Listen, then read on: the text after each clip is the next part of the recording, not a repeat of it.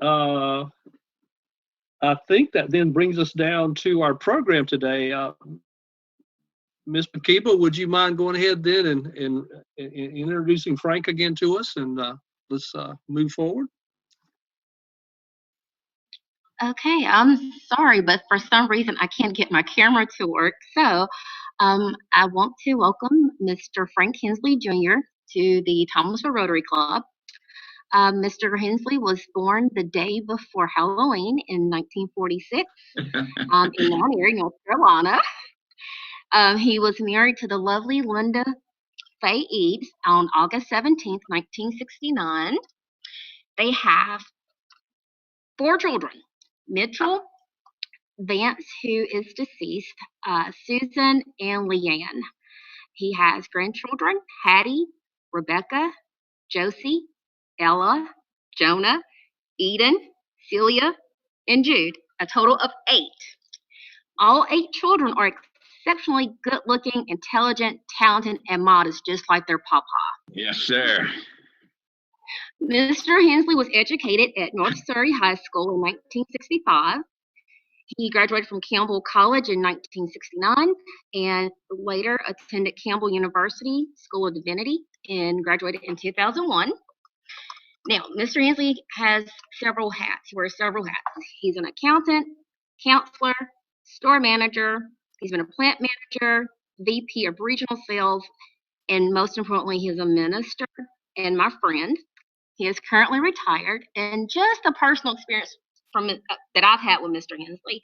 I've known him for over 30 years. Most people know I'm not a morning person. A few months ago, Mr. Hensley invited me to church with him and his family, and I said, sure, I'll come. Then he told me it was at 8:30 in the morning, and they sit in the second row. He is the only person that will get me to church that early. And Andrew Cumby asked me if I was going back a second week. And I said, I don't know. And Andrew said, well, I guess we can't expect 2 miracles in a row. I worship Mr. Hensley. I had a career opportunity that I wanted to change a couple of years ago. And I remember calling Mr. Hensley. I was at Outback here in High Point having dinner. And I told him my situation. And I wasn't even a member of his church. But I asked him to pray for me. And I sat at the table on my cell phone while he prayed for me. And his prayers came through. So I hold a special place in my heart for the Hensley family. So I introduce Mr. Hensley to everyone. Wow. Thank you, McKeeba. I guess I'm up, right? First of all, I'm trying to identify everybody that I know. So I know Raleigh York, I know Sam Barefoot. I know, let's see, who else do I know? I'm trying to connect with you guys. Stan Sires. And I think Larry Perdue. I don't know where he went, but I think I know Larry. But anyway, good to be with everybody today. And I want to thank McKeeba for inviting me. I want to share something with you real quick so that you can kind of identify with me. Now, all right, y'all bear with me. I want to share something with you here. And this will appear on your screen. I wonder if anybody knows that gentleman right there. Did anybody recognize him? John Haynes. John Haynes. I was district treasurer for 2 years, and John followed me, cleaned up my mess up in Mount Airy, and then he became our district governor, I believe in 99, 2000, after I was president of our club, 98, 99. John's a great guy, passed away a few years ago, as you know, unfortunately. But another little side note, you may tell this, but John was up in a little restaurant there where he ate regularly. And I can hardly say this really, but anyway, one of the waitresses got to know him, and she donated her kidney to John. Yeah. So it was a great success story. But John was just a super guy. I was so blessed to get to know him while I was in some leadership roles there at Rotary. Well, I thought you all would be interested, those of you who knew him like Sam. Of course, Sam's been around for 100 years, but anyway, so but the rest of you who are kind of new to the whole process, I just wanted you to know that connection. the connection with me is that he was one of the 6 of us who were critically injured in the fire that I was involved in. And I'm going to share with you my story about that fire. Makiba was gracious to ask me to share with you. And so that's what I want to do, just share a story with you. And I want you to understand it's not a story about me. Now, I'm in the story. I'm part of the story, but it's actually God's story. And I want you to understand that. And I will, Sam's heard it before, Raleigh's heard it before, I think. And I'll get emotional during this, but just bear with me on that right there. But the story begins in 1954, actually. In 1954, I was a 7.5-year-old, 8-year-old, and God began to work in my life. And I won't go through all those details right there, but by May of 1954, God called me, and I was saved at that particular point in time. And that's important. I want you to know that. It was through a process of helping me to understand that I was a sinner, and then he brought about salvation in my life when I turned my life over to him. And during that time, right about that time, Isaiah chapter 43 became important to me. Let me just read that to you. I got it right here. Let me just read it to you. It's about the Israelites who have been taken into captivity. And the prophet Isaiah is speaking for God, and he says, "But now thus says the Lord your creator, O Jacob, and he who formed you, O Israel, do not fear, for I have redeemed you. I have called you by name." I want you guys to remember that statement right there. I have called you by name. You are mine. Then he goes on to say, when you pass through the waters, I will be with you. And when you pass through the rivers, they will not overflow you. And then this one gets kind of funny right here. It says, when you walk through the fire, you will not be scorched, nor will the flame burn you. And then he says, for I am the Lord your God, the Holy One of Israel, your Savior. Well, that became important to me because 2 years later, in February 22nd, 1957, it was a chilly Friday morning, and I got ready to go to school that morning. Now, typically, I would walk along with my brother, Mike, and my sister, Marcia, and we would walk about a half mile to the school. This particular day, though, I kind of broke the chain a little bit, and I purposely let them go on ahead of me. And what I did then is I went to my brother's closet, and I got this jacket out. And it was a jacket that had zippers and snaps and buttons, and it was glorious. It was made out of jeans material, and I coveted that jacket. It doesn't sound like I'm too repentant at that particular point in time, but at least I wanted that jacket. The bottom line is I didn't even get to look at it hardly. My brother Mike, it was his, and it's nobody else's. So that day I went and I got that jacket out, I put it on, and I walked that half mile to school. Without my brother's knowledge, I wore that jacket to school. And so then we had a play that day. It was George Washington's birthday. And in those days, we used to celebrate the presidents, unlike we do today. But we had a play that day, and the play was over about 11:30 or something like that. And so it was lunchtime. So I remember leaving school that day. I walked past the janitor. He had a bucket with him, and he was sprinkling stuff on the ground, on the floor, which was kind of a green sawdust looking material. Turns out it was linseed oil, and this kind of thing to keep the dust down. And that's important to remember. I walked home, changed into a short sleeve shirt, ate a sandwich for lunch, went back to school, and got back to school, at the right time, went in the classroom. About 1:30, we were sitting in our classroom, we were doing our homework. Now, again, this was in the days when an average class size that I was in was about 40 students. You had a teacher, and the teacher did not have an assistant. So it's just totally different than it is now. Well, about 1:30, we were doing our homework, or math work, and the door to the room burst open. And there was a teacher standing there, and she just yelled something, and just as soon as she yelled it, she left and slammed the door behind her. And nobody knew what she'd said. The teacher even asked, what did she say? And the only person who had heard her was a child who sat right at the door, and he said, I think she said, the curtain is on fire. Well, just as soon as those words got out of his mouth, the smoke began to fill the room. It just kind of came up under the door, and it would swirl around, and it would begin to fill the room. And it's kind of like you've seen movies like old Alfred Hitchcock movies, and you hear music playing in the background, and something bad's getting ready to happen. Well, we didn't have music, but that smoke was ominous, and we all knew something really bad was getting ready to happen. But as the few seconds ticked by, the room began to fill with smoke. Our eyes began to water. Our nose began to be irritated. We began to cough and this kind of thing. And so immediately panic ensued. and everybody jumped up and ran for that door. See, we'd never had a fire drill, and I know you find that hard to believe, but in 1957, we had not had fire drills. They weren't mandated at that particular point in time. And so panic ensued, and everybody ran for the door because that was the only way out of a room unless you wanted to jump out a 2-story window. And that really wasn't an alternative for, 9 and 10-year-old kids. 4th grade, by the way, and I'm 10 years old at the time. Well, what I had on my mind was not getting out of that room, but my mind was get that coat, because I knew that if I went home that day without that coat, that I would die at the hands of my brother. That's just what I really thought. Another thought was too that we were told as children, don't come home without your coat. Now, our parents meant to say, don't leave it on the ball field, don't leave it in the room or wherever. But we interpreted that as meaning, take a risk, delay leaving the room. There were actually several children who re-entered the school building when they realized they didn't have the coat with them. And some of them got burned slightly.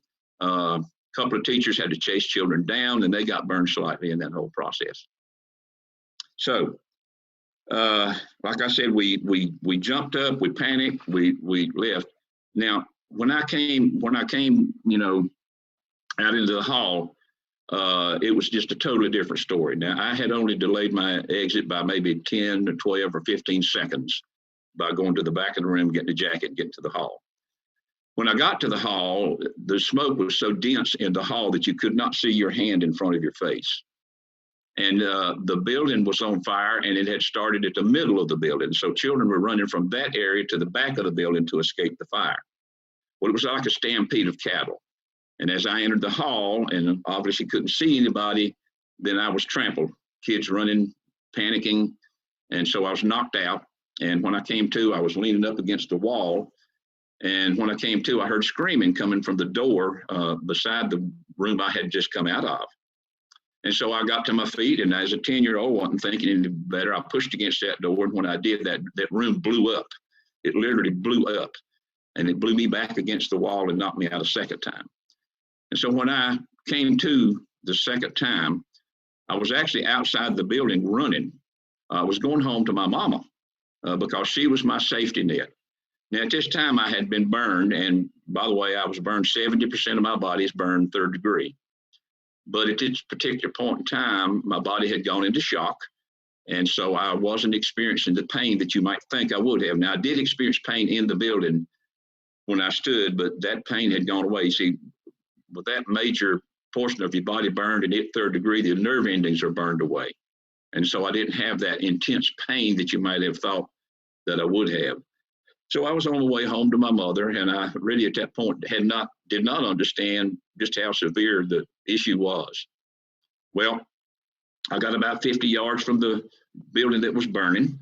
There was another building to my left, which was the high school building that was not involved in the flame.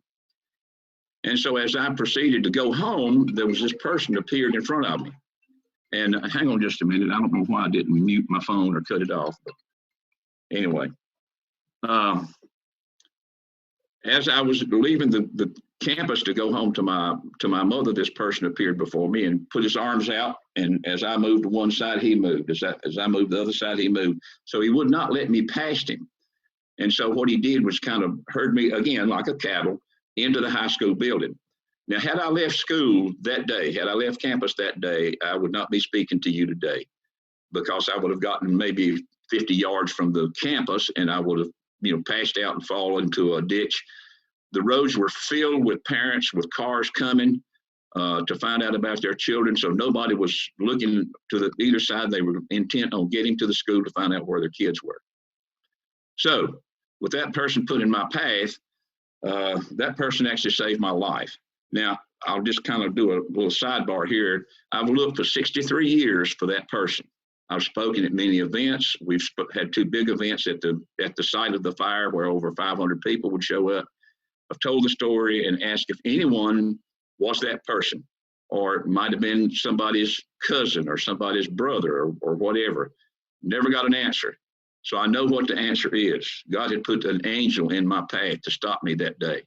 And let me kind of digress just a little bit, because people often ask me, how did I get out of that building? And there is no logical explanation. The 6 of us who were critically injured, including Johnny Haynes, we all had basically the same story. We were unconscious most of the time when we were in that building, and how we got out of that building, there's no other explanation except for the fact that God got us out of that building. So he got us out of the building. He put this person in my path so that I would not leave campus, which then saved my life. So that angel that was put there to save me. Down the hall, I went to the principal's office, and as I walked off, I spotted my brother Mike, and he was standing at his locker. This is the brother whose jacket I'd taken. And so I stopped a moment and I asked him about our sister, who was a first grader in the building I had come from. And it was at that point that I began to realize something really, really bad had happened. Because instead of seeing his brother, Mike, it was apparent in his face, he was looking at a monster. He couldn't speak to me. As I spoke, my lungs had been burned, so I'm sure as I spoke, you know, he couldn't recognize my voice. He couldn't recognize me at all. And so that's important for you to understand. I turned, went to the principal's office, and was told to sit in this chair. And I was in and out of consciousness for I don't know how long. And finally, the ambulance came. An ambulance then was run by Moody Funeral Home in Mount Airy. And that guy who's joining us today from Mount Airy knows Moody Funeral Home. And those ambulances in those days were really just kind of glorified station wagons. They didn't have life-saving equipment aboard, all those kinds of things. And so what happened was that I was loaded into an ambulance on the floor. I was laid down on my back on the floor, and 2 students were to my left, 2 students to my right on a little shelf thing, and then a gurney was rolled over the top of me, and there was a girl, Nancy Reeves, was on that gurney, and they rolled it across the top of me, and we took off across town. I was unconscious during, I guess, 98% of that. We didn't have a hospital in Mount Airy. The hospital had burned 3 or 4 years before this fire. And so the new hospital was still under construction. And so we were taken to the Dobson Emergency Clinic, which is in the county seat of Dobson, about 12 miles away. Well, I arrived there, and at the same time, I think it was 13 students arrived at the Dobson Emergency Clinic. It was run by, just a minute. It was manned by 2 doctors, 1 nurse, and a receptionist. And when the 13 of us hit there, the 2 doctors were on break, and they weren't even on that campus at the time. They were called back in, and treatment began. We were all placed in different rooms. It was a 15-bed unit, triage unit. We were all placed in different rooms. I was the only one not conscious and not screaming. And quite frankly, I was not expected to live, you know, when anybody looked at me anyway. And so when I woke up, you know, treatment had begun on all the other students. I had one friend who had landed on his hands after being thrown out the window, and both had compound fractures in both forearms. And so they were getting the attention. And I remember coming to during that time. I was lying on a little gurney, and I looked around the room. There was nobody in the room with me. And I raised up on that little gurney. There's a sink and a little mirror above it. You know the scene. And I looked in that mirror. And what I saw was not that kid I saw that morning. He's gone forever. He'll never return. Frankie Hensley will never return. He had big ears and pretty hair and all that stuff. Well, what I saw was a monster. I mean it. It was no hair, no eyebrows, no ears. Part of my middle finger on my right hand was laying on the gurney beside me. And so I recoiled from that mirror with absolute horror. I can't describe how horrible it was. Well, as I jerked away from that mirror, standing at the end of my gurney,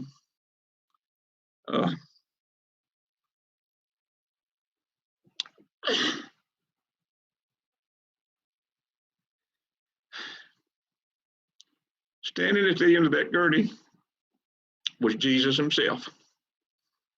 And you remember I read you that thing from Isaiah a while ago? He called my name. My brother didn't know me. And I found out later my mother had seen me at the school, and she did not know who I was. I was unrecognizable. But he called my name, and he told me I was going to be okay. And when those words came from him, this peace that is described in Philippians as the peace that surpasses all understanding and comprehension, that peace flooded over me. And I lay back on that gurney and I went unconscious. And when I actually regained consciousness, in other words, remembering my surroundings, was about 2.5 months later at the Baptist Hospital. Treatment began on me. I think I got morphine shots in my stomach and then put in an ambulance and whisked off to the Baptist Hospital in Winston-Salem. And as soon as I got there, they took me into surgery. They put a tracheotomy in my throat so that I could breathe, and I wore it for the next 4 years. They sewed my eyelids together so that when my body began to heal, it wouldn't pull my eyes open like scar tissue does. And so, and then they started all, debridement and things. And I don't remember any of that. I've had a lot of nurses that I've met since then who've described all these events. And so, anyway, all those kinds of things. As time progressed, and I basically became aware of my surroundings. I began to hate the place where I was, and you can imagine that, because during those, I spent 8 months at the Baptist Hospital, and there were 6 of us, John Haynes being one of them, and so there were 6 of us who were basically enveloped in the whole system at Baptist Hospital. We all learned to hate it after a while because you had needles all the time. During that time, I had 28 blood transfusions. I had somewhere around 35 or 36 to 37 surgical procedures during that time. And so you can imagine we just got sick of it. About 4 weeks into my burn, and I don't remember any of that. I was still out of it, so to speak. It became apparent that I was not going to make it. I have a big burn across my back and it would not heal. And they had already exhausted all the skin that I had available to do grafts with. And so they had nothing to draw from. So they went to my parents and just said, your son's probably not going to make it unless something happens. And so they began to ask. And the doctor said, well, we can try something we've never done before. And we can take somebody else's skin and put on him. And if it stays long enough, then his body may be able to heal. My dad volunteered, and another emotional time. He gave his skin from both legs, and it was put on my back, layer after layer after layer, sewn in place. And some of it lasted 4 weeks, some of it lasted 5, and some of it lasted, by the end of 6 weeks, it was all gone. It all sloughed off. But at that point, though, my body had begun to heal underneath that human bandage. So my dad saved my life. And I just say this to say that that's the kind of thing that God does. He that's what he's done for us. He gave his son, my dad gave his skin. Well, just as a point right here, it was several years after I got back home, I noticed my dad wearing shorts one day, which he almost never did. And he had a lot of places on his legs that looked like mine where the skin had been taken. And I began to ask about it. He wouldn't talk about it. I asked my mother, she wouldn't talk about it. So it was about 2 years before I actually got to the bottom, and I had an aunt that told me about what my dad had done, and they would never talk about it. So we grew up in an environment, and that's part of my story. We grew up in an environment where you just suck it up and go on. That's the way we dealt with things, and so that's kind of how we made it. Well, about 7.5 months into my time at Baptist Hospital, so the doctor began to talk about going home. And of course, I was all excited about that. So they suggested my parents come get me and take me out for a trial run on a Sunday afternoon. And so we did. We rode to Stratford Road. I saw the Howard Johnson's hotel. And of course, I don't know if y'all remember it or not, but they had the best ice cream around. Baskin Robbins has nothing on what Howard Hojo used to have. And so we went in, sat down, ordered our ice cream. And about the time the waitress brought the ice cream to our table, it happened. And what happened was that I realized that people were staring at me, and it crushed me. It literally crushed me. And that's the first time I experienced it. So I jumped up and said, let's go. And I think Dad paid for the ice cream, but we didn't even get the ice cream. We just left. Went back to the hospital, and I remember asking the doctor to let me just live there. Just let me live there because it was a safe place. Yes, it hurt. There was a lot of needles and a lot of that kind of stuff, but I would take that over the staring that had been involved with that particular thing. Well, that didn't last long because in about another week or two, the doctor said, well, we're ready to discharge you. You've been here 8 months and 2 days. We're ready to discharge you. And so we got in the car, drove 40 miles back to Mount Airy. I was excited by then, glad to be back home. Drove up in the driveway, big sheet across the carport, said, welcome home, Frankie. Got out of the car, and the first person that I encountered in the back door was my sister, Marcia. She's 3.5 years younger than me. And Marcia was told that her brother was coming home, but she expected her brother that had left 8 months before to be the one coming home.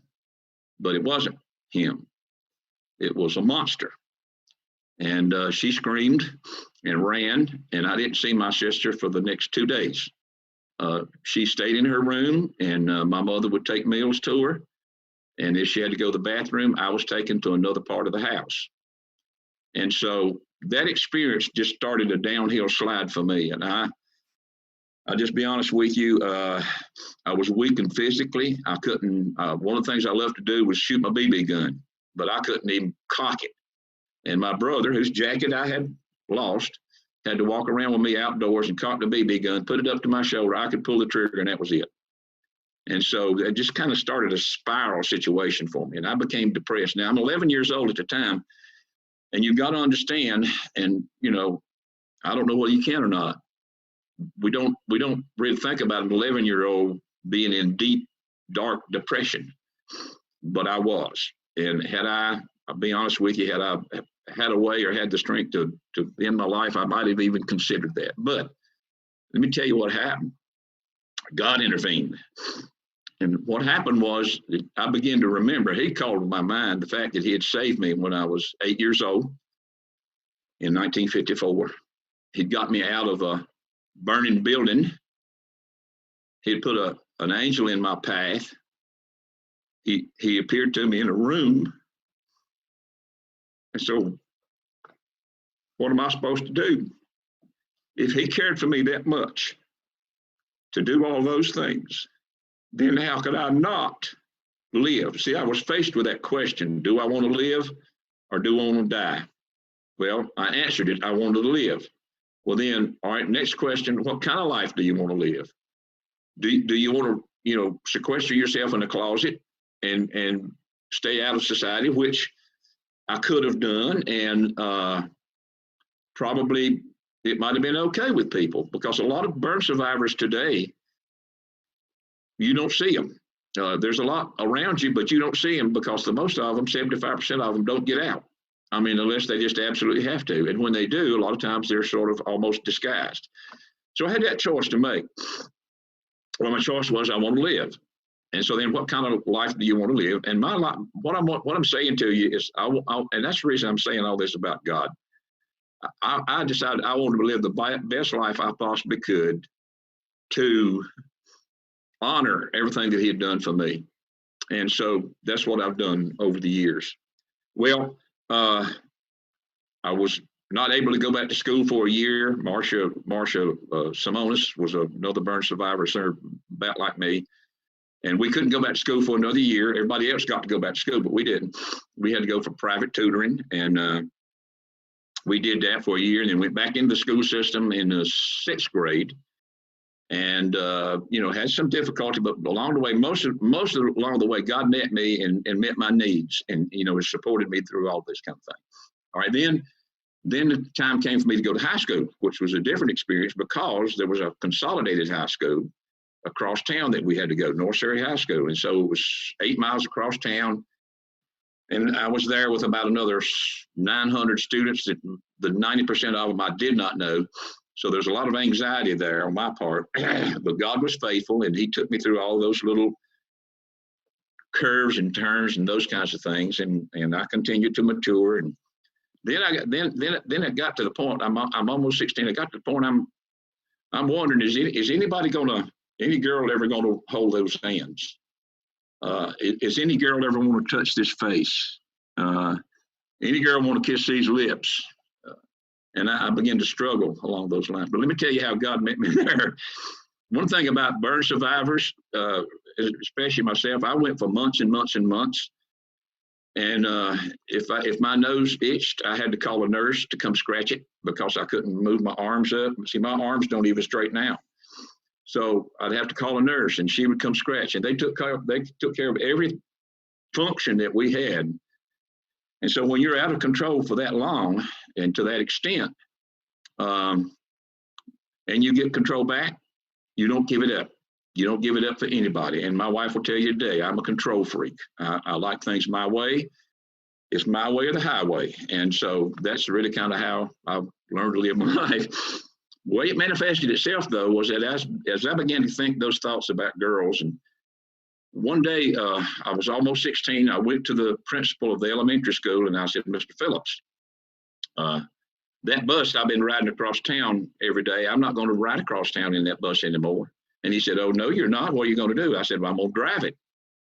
And he said, oh, I understand. Well, I was 16, getting ready to turn 16. I'd already been through bus driver's training and had my license to drive a bus, but I couldn't use them until I got my driver's license. And I'm looking, most of you guys will remember the days when you could drive a school bus at 16. You sure can't anymore. Well, I got my driver's license, and 2 weeks later, the boy who had been driving that bus that I rode on got a ticket for speeding, and as he got a ticket for speeding, he lost his bus driver's license. They needed a bus driver. Guess who they came to?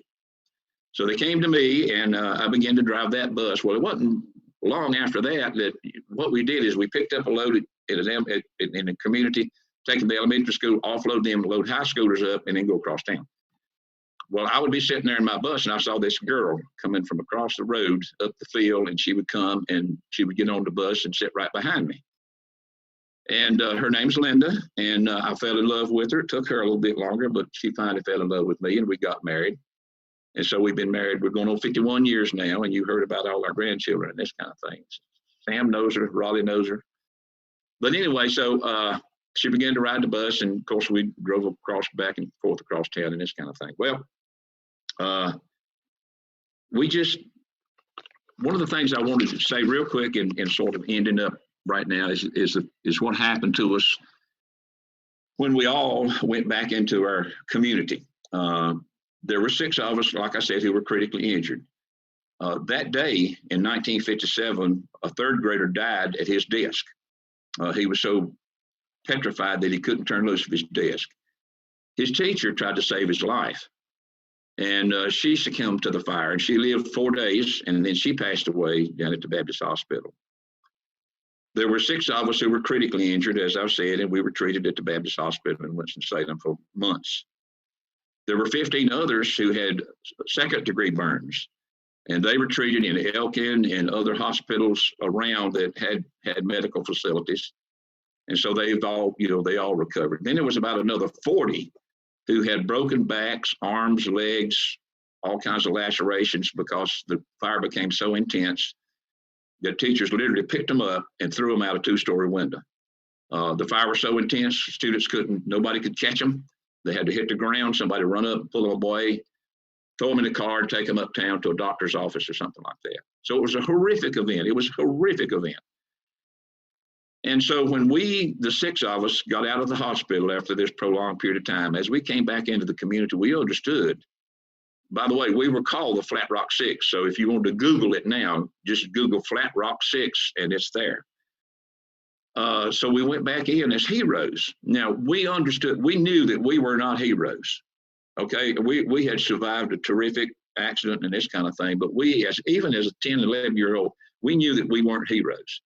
But that's what the community thought of us as. And I've come to understand, or pretty quickly came to understand, the reason for that is that they needed heroes. The school had been devastated. The community had been devastated. This was a community school. That building housed 435 students. And the students that were able to go back to school couldn't go back to that school anymore. So they had to be bused to different parts of the county, and we lost track of each other. And so we came back into that community as heroes. And I say that because most burn survivors are individuals, and most burn survivors go back into communities, and they're not considered heroes. As a matter of fact, it's just the opposite a lot of times. So as you encounter them along the way, just keep those kinds of thoughts in mind. Fast forward now, I went 44 years, and the only people I knew had been burned were the 6 of us. We stayed in touch pretty good for those years. But at about year 44, actually, yeah, it was about year 44, I guess it was, God called me into ministry. And when he called me into ministry, I needed more education. So I went back to Campbell University Divinity School to study. And one of the classes I took involved them bringing in other ministers from different lines of work to talk to us about the different kinds of ministry opportunities out there. One of those was the chaplain from the burn unit at Chapel Hill. She walked in the room, spotted me, came over and handed me her card. She said, "I need you." And the first question she said is, "What are you doing here?" And I didn't even get to answer the question. Well, what she meant was, I don't see you people out. Burn survivors don't get out. Burn survivors especially don't try to pursue an occupation that puts them into the public eye. And so when I began to understand that, I ignored her for a solid year. I ignored her. I would not answer voicemails. I would not call her back. I would not answer emails, all those things. And I didn't understand why. So in year 44, my son had to have surgery down at Chapel Hill. And so as I'm waiting for him to recover and not anything else to do, I went by her office and she looked up at me and she, with tears streaming down her face, she said, "The Holy Spirit is amazing."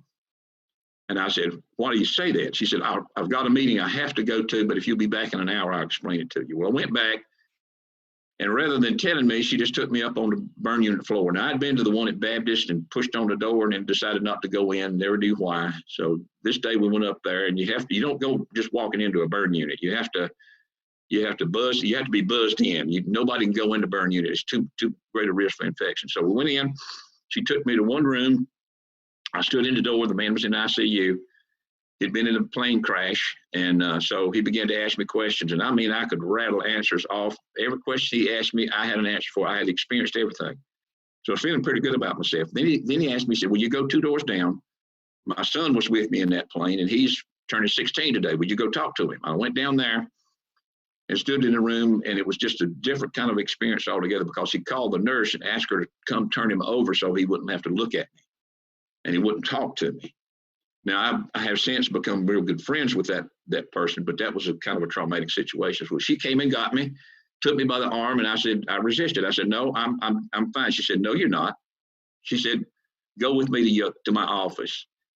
Well, by the time I made it back to her office, I began to weep. And for 45 minutes, I could not have told you my name. I just wept continuously.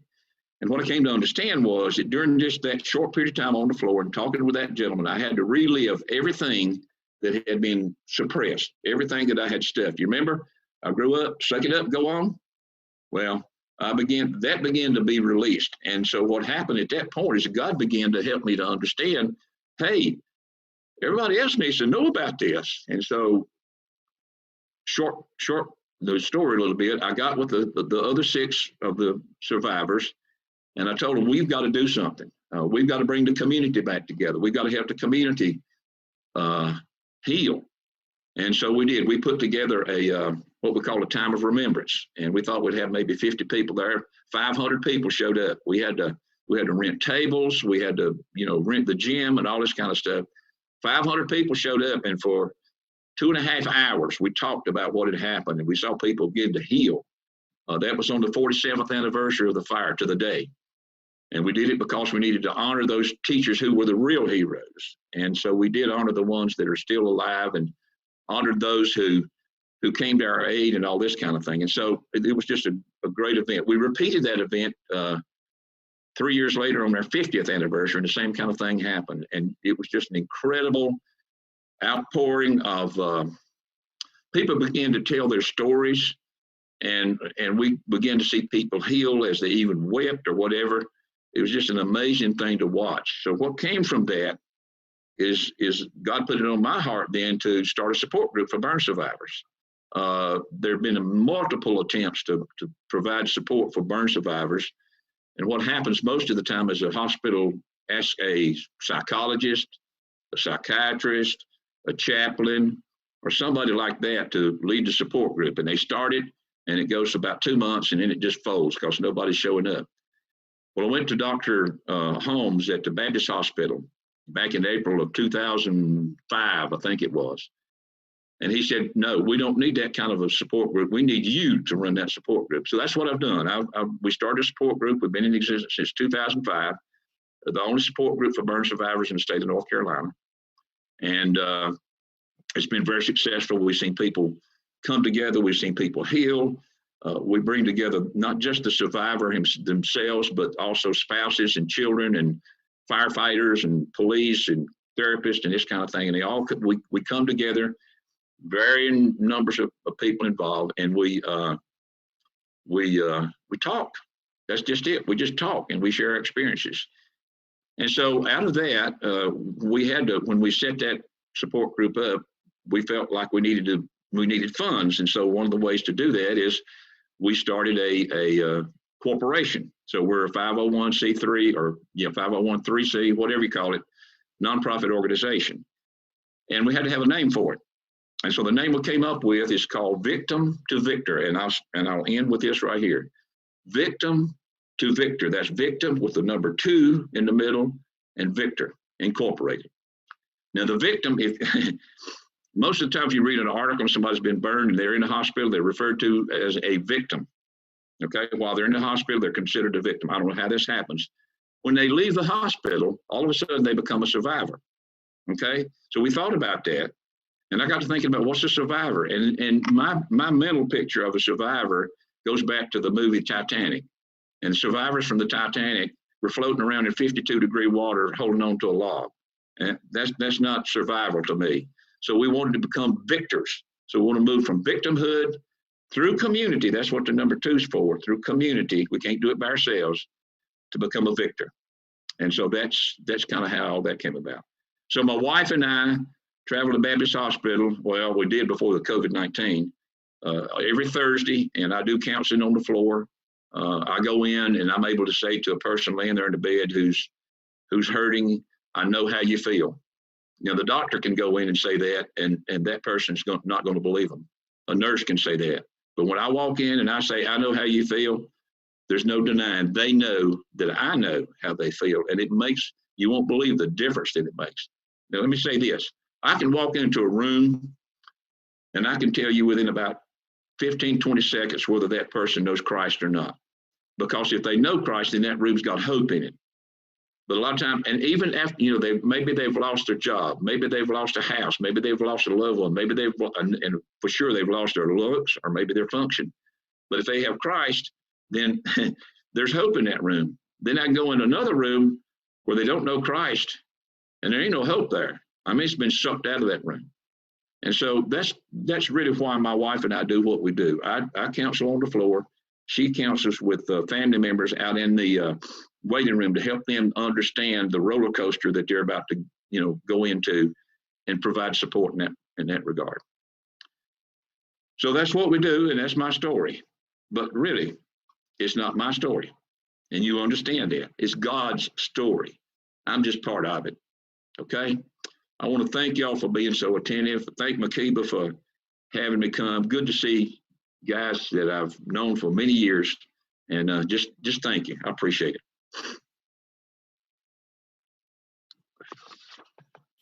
Thank you so much, Frank, for the tremendously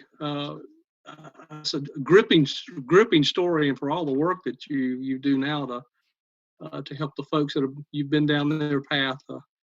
Yeah. What an inspiration that you are. So thanks again for being a member, joining our club today. Thank you for having me. Yeah, I hope it didn't go too long. We're good. Makiba, thank you for bringing our guest today too. Also, it was a pleasure. Before we move on to the end of the